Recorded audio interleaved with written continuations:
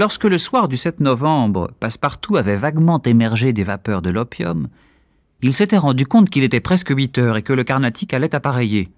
Titubant encore, il s'était précipité vers le port, avait embarqué, et s'était senti à ce moment-là débarrassé d'une énorme angoisse. Enfin, je n'ai pas raté le bateau, qu'est-ce que mon maître aurait dit? Et cela, sans se rendre compte que c'était son maître qui l'avait raté le bateau, puisqu'il ne lui avait pas été annoncé que le départ avait été avancé.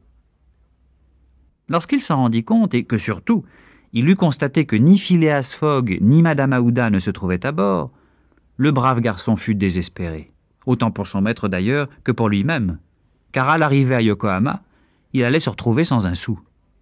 Cette perspective le fit manger 2 fois plus pendant tout le voyage pour faire des réserves. Cette traversée-là avait été payée d'avance et il fallait en profiter. Les choses devinrent beaucoup plus graves lorsqu'il eut débarqué. Son premier repas le lendemain, après avoir tenu toute la journée avec le ventre creux, il l'assura en vendant ses vêtements européens et en les remplaçant par de vieux vêtements chinois. Quant à la suite, il envisageait de l'assurer en se faisant chanteur des rues, lorsque son attention fut attirée par une immense affiche qu'une sorte de clown promenait dans les rues de Yokohama. Troupe japonaise acrobatique de l'honorable William Batulcar, dernière représentation avant leur départ pour les États-Unis d'Amérique des longs-nez sous l'invocation directe du dieu Tingu. Les États-Unis d'Amérique, voilà son affaire. C'était le moyen de se faire rapatrier sans bourse déliée. Et Passepartout ne perdit pas un instant pour aller se présenter à l'honorable Batulcar. « Vous êtes vigoureux?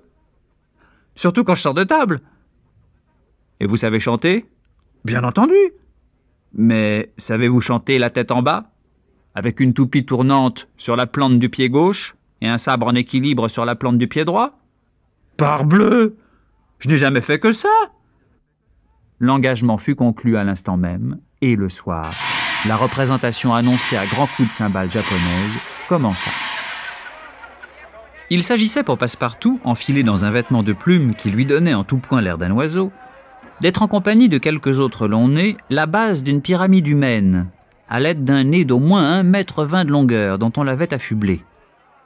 Au signal, il courut se coucher sur le dos en compagnie de quelques camarades, le nez en l'air.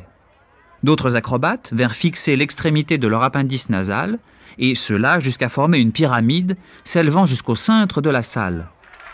Les applaudissements que méritait cet exploit s'élevaient, lorsque brusquement, un nez de la base venant à manquer, la pyramide s'écroula. C'était Passepartout qui, venant d'apercevoir son maître dans l'assistance,